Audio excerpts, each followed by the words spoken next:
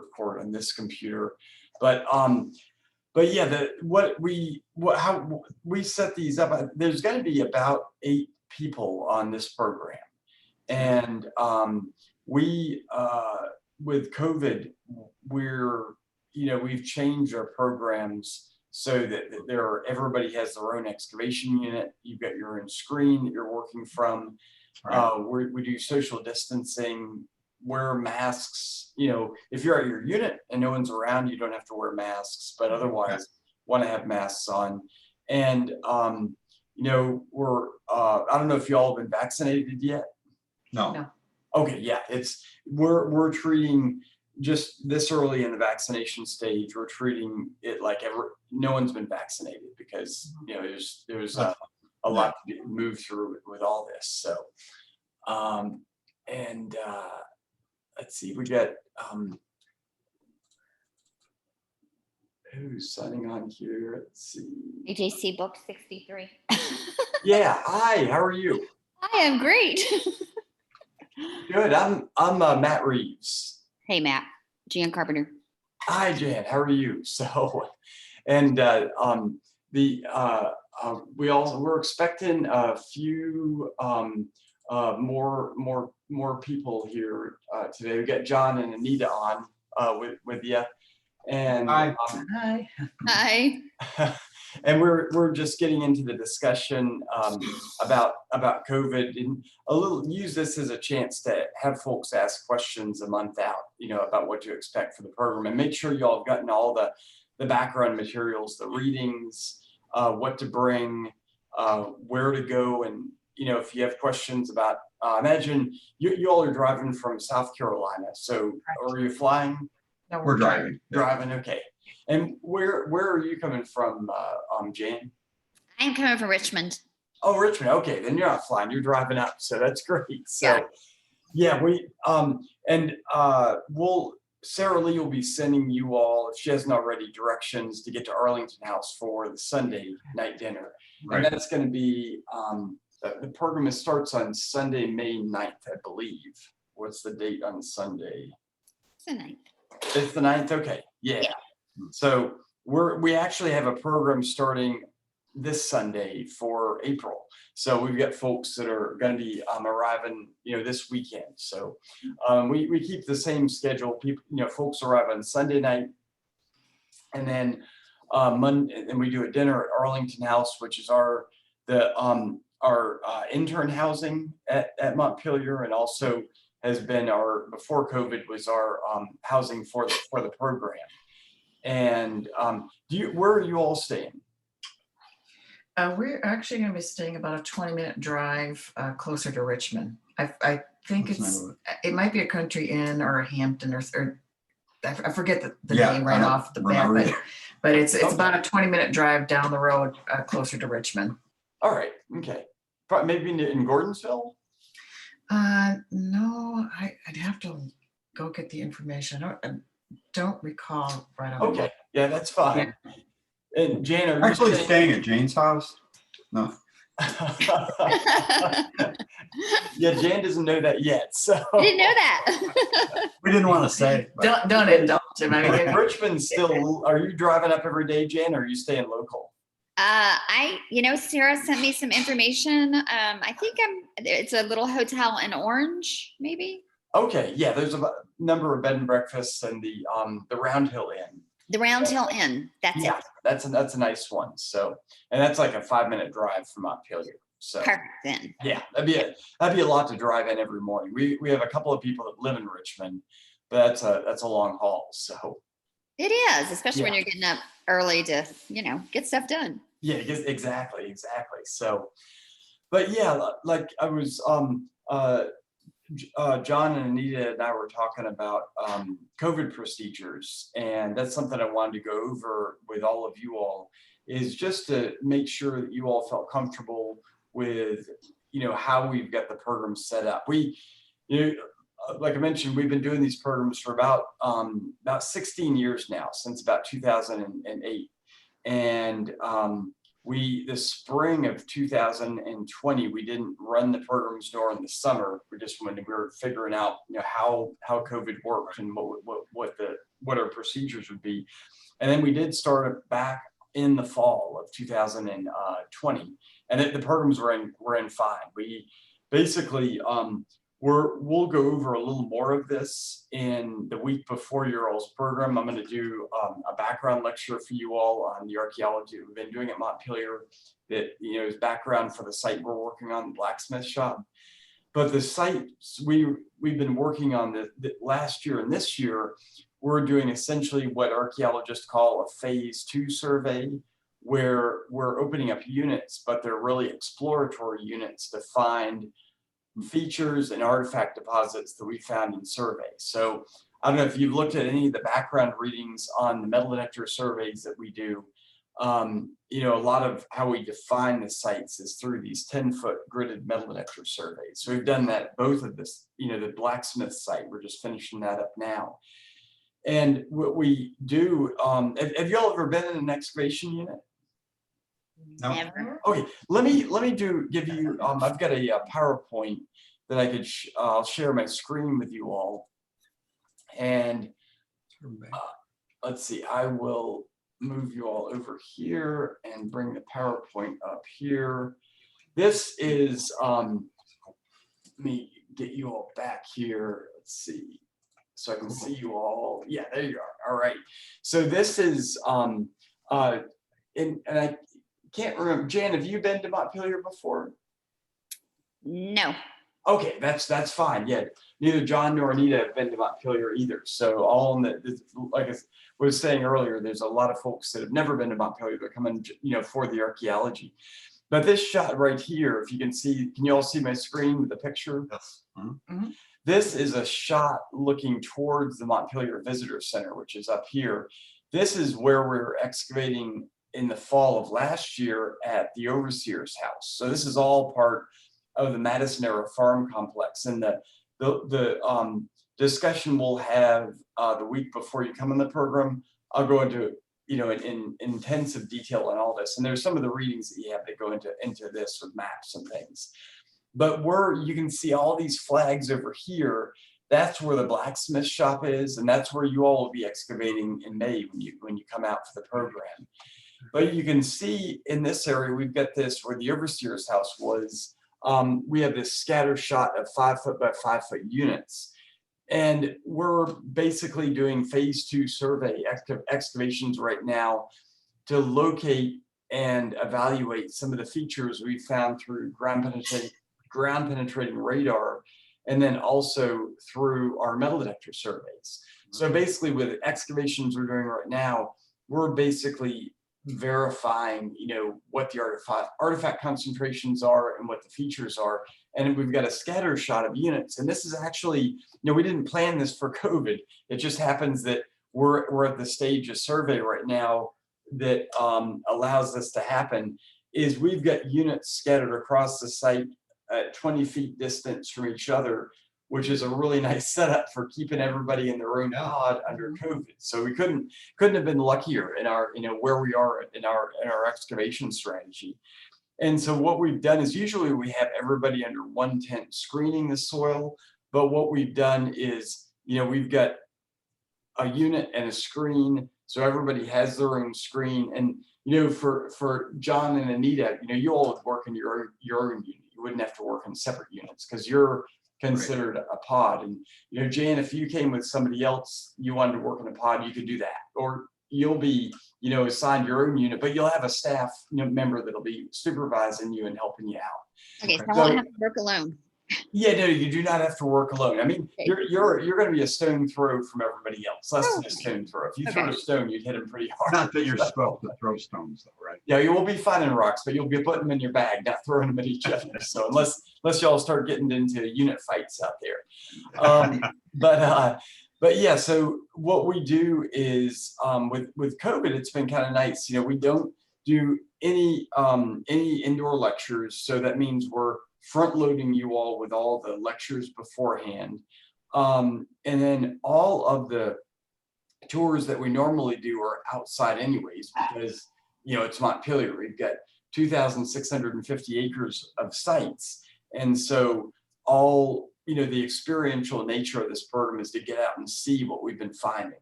And the one part that we really wondered about how we'd manage with under COVID was the lab, because we've been really proud of our lab that we set up now about, gosh, it's been 12 years ago, that has, all sorts of artifact drawers that can be looked at.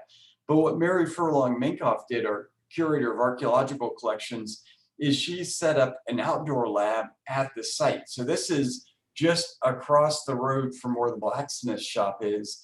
And so she does artifact handling sessions. This is in a session that we did in November. There's a little colder, it was right before Thanksgiving. But then the outdoor lab, in May is just going to be delightful. I mean, you can't get better weather in anywhere in the country than in May in Virginia. So, so we do all this outside, and it just allows for, people to be at the site, when we're doing the lab work, and it's worked out really well. I think we're going to keep this as a regular part of our programs after, COVID has been managed, and, we're kind of back into control. So, but what I think what Sarah Lee might have shared with you all is our document for keeping everybody safe. And that one is, have you all looked at this one yet? Yes. Yes. Yeah. Okay, great. Mhm. So this is basically goes over, what we've been talking about is what we're doing is social distancing and, masking when we have to be closer than, 12 to 15 feet apart. So when, say, your unit supervisor comes over to see what you're doing, Jan, you'd put your mask on, and Hannah would have her mask on, and she'd get in there and scrape the unit and be like, all right, you got a little bit more to go in this layer, take off the rest of this brown or topsoil, and you'll get down to the red clay and you'll be all set. So what we found is it really hasn't impacted our the ability to have this be a hands-on program, which has been great. But it just made us really think about how, the use of tools, and everybody has their own tools, everybody has their own unit. We've been able to work all this out. And going through here, we have no common touch surfaces. Everybody's assigned their own artifact bag, but you would anyways, because every unit has its own, set of artifact bags because of, purveyance control, making sure we know where the artifacts are coming from. And then, of course, the field lab, everybody has their own table at the field lab, and you'll be washing the artifacts from the unit you excavated, because we do the field lab at the end of the week. So it's a really nice kind of wrap up. And again, the main thing with, our COVID procedures is to make sure that everybody feels safe and that everybody's following, the same set of procedures. So we wanted to do this pre-meeting to make sure everybody was comfortable with that, and, could agree with what we're going to do, and see if anybody has any questions about any of this. And for I think, for pre-arrival, we asked, that before arriving, that everybody, doesn't, obviously don't need to quarantine, but just be following proper COVID procedures, that, you're not going to any rave events where in large music halls or anything like that. You're not hanging out. If I start doing that, Matt, my wife will leave me. Okay, well then we're all set then. That preventative built in. Or you're not going to bars with about 30 other people and hanging out and smoking cigars and sharing them. So it's basic common sense that I think it's been, what we found on the programs for the past 20 years is that most of the people, if not all the people that come on the program, share kind of the same kind of sense of, to some degree, environmentally and political awareness that, that we all do. So we're kind of all birds of a feather, which has been nice. And it's, but not the same politics, but the same consideration for everybody. And it's one of the best parts about our expedition programs, I feel, is just like the friends that I've made through the years. I mean, I know people all across the country from, folks that have come on programs, and it's one of the, I feel for all of this, all of the, the archaeology staff, it's one of the best parts of our jobs is, meeting the people that come on the expedition program. So really look at, and I loved it. We love to have new people. There's a couple, Tony and Gail who should be on here tonight. I'm not sure. I'll have to give them a call afterwards and see what happened. But we have a lot of people that have been coming on these programs. This week we've got one lady, Helen Bauer, who's arriving on Sunday, who's been coming on programs since 2007, and she comes on 2 a year. So she's come on like 25 different programs over the past decade and a half. So we've been able to make some really good friends through the years, and hope y'all we'll be able to join that cohort. So once you come on one program, you're part of the Montpelier family for life. Okay. So, but I'll go ahead and stop sharing screen so you don't have to look at this Word document. But do any of y'all have any questions about the program or what to expect? Does it help at all? It seems like most equipment is provided except for the personal hygiene stuff. Does it help to bring something like a kneeling pad for yourself or any type of that equipment would be helpful? Oh, absolutely. Yeah. If you all, I think Sarah Lee sent out what to expect on the program and what equipment to bring. I don't know if y'all received that. I'm not sure we saw the specific thing. I saw the gloves. document that you just covered. The one that was on there with the gloves, the mask. I'm not sure we got the other specific one. I'll have to double check the email. All right, I'll get with Sarah Lee and have her send the whole packet out to everybody. So, and I could just go ahead and send that tonight. I've got a copy of that I can send, because in it we've got the readings. I don't know if y'all have received the readings. No, see, that's something we did not receive. No. Okay, all right, I'll We got the invoice and the safety protocols and the overall, but we did not get the readings yet. All right, okay.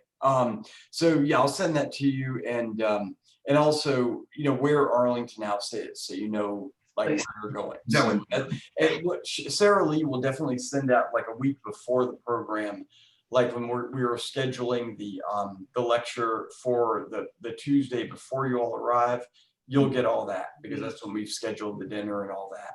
But I'll send you out the what to bring, because yeah, having a kneeling pad, having a lot of people like to bring their own like folding chair. Some people, we have hard folding chairs, like metal folding chairs at the site, but some people like to bring a camp chair. Water bottles, because we used to have a igloo at the site. With COVID procedures at Montpelier, just everybody needs to have their own water bottles. So, and probably want to have about like 3. So should we bring a small cooler then? Yeah, you could bring a cooler, absolutely, for your lunch. Yeah, the visitor center, we used to have a restaurant there, but it's closed with COVID, just because the vendor that we use hasn't been able to, with the drop in visitation, has not been able to keep it open. So need to be able to bring your lunch, everything you need for the day, because it's it's like a 10-minute drive into town, and we usually do like a half-hour lunch, and everybody eats together at the site. So well, but I'll send you all this information. All this is detailed in that. So, but what was that, John? Within 15 feet, we'll leave lunch together. Oh no, I was going to say, so we use tools to dig and whatnot. Will we be using metal detectors also? Dennis will give a metal detecting demonstration when you're here, but you'll be in an excavation unit the whole time. So we have our program is as the acronym of LEARN, which is locate, which is the metal detector surveys; excavate, which is the program that you all are coming on, in a 5x5 unit; analyze, which is the lab programs; and then reconstruct, which is the log cabin programs, or folks that like you all come on a program, don't even have to have chopped wood before, and learn how to build a log cabin. Wow. Based on what we found with archaeology, to recreate the sites that we're finding. So like with the blacksmith shop, we're hoping that by the end of this season, we'll know where, hoping we'll be able to find where the forge is, and then build a, some sort of representational building over the next year over that location. And then, the end in all this is network, which is, spreading the word about the program, and, like what we're doing right now is getting to know each other. So, I've told some people what we're doing and they look at me like I'm crazy.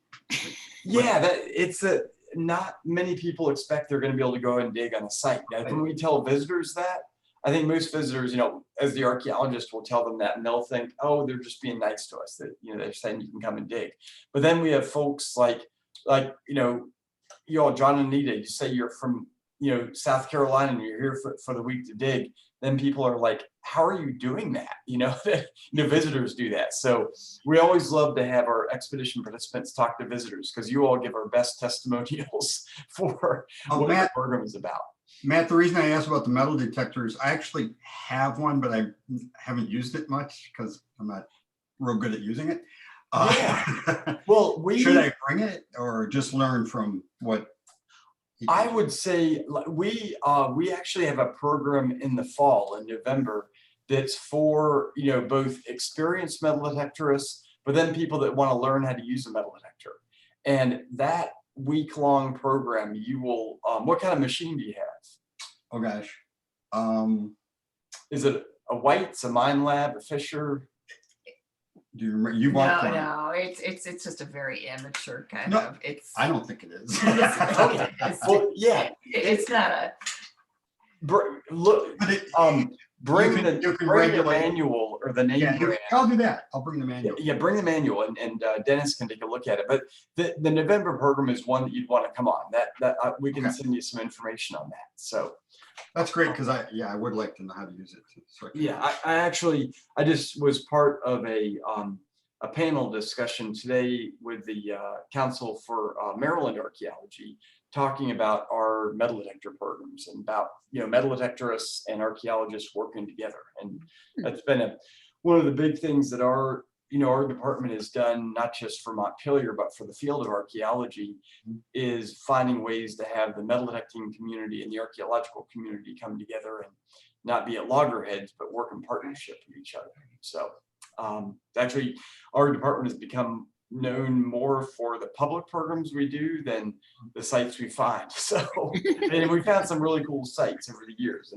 but it's you'll see all this when you come on the program. So, but I will go ahead and send you all that background information. I'll send that right after this. And but do you all have any other questions or things you've been wondering about? No, you mentioned there's going to be assorted a number of tours along with the field work. Do we actually get inside the house, or do we have to schedule a tour on our own if we wanted to do that? We especially with folks that have never been to Montpelier, we'll arrange a tour of the house for you all, and it'll be it'll be one of us, like either myself, Sarah Lee, Terry, or Mary. They'll give you the tour for that. So it'll be more of a focused tour and what you all experience on the program. So yeah, great, excellent. So there's a lot of people like this time. The program that's arriving this week, 5 of the 6 people have been on the tour, umpteen times, but there's one person that's new, so we're going to arrange to have him have his own special tour. So, but wonderful.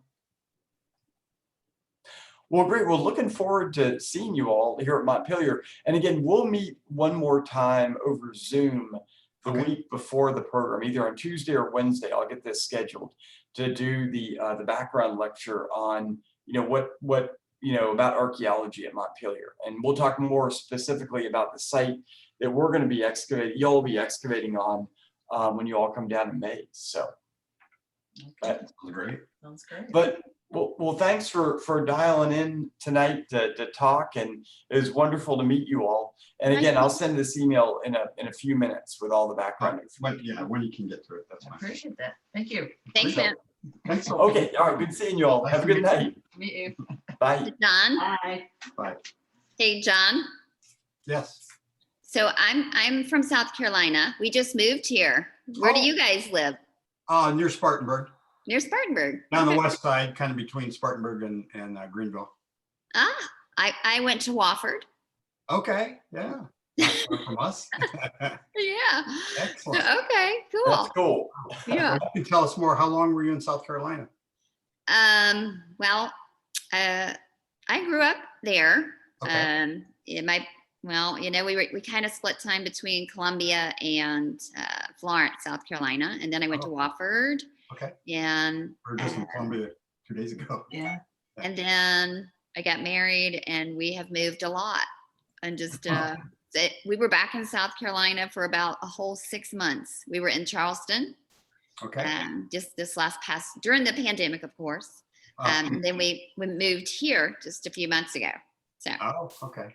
yeah, so I've been here And we've very only long, been here 4 years, just over 4 years. I just think. over 4 years. Okay, cool. We're All right. Well, I look forward to meeting you guys. Yeah, Yes, you too. absolutely. It'll be fun. South Carolina is one of those places like Virginia that's just full of history. So Yeah. Oh, We're yeah. constantly, we're constantly Yeah. going to historical sites and things. So yeah, we love it down here. Yeah. All right, guys. All right. Y'all have a good night. Bye, you all.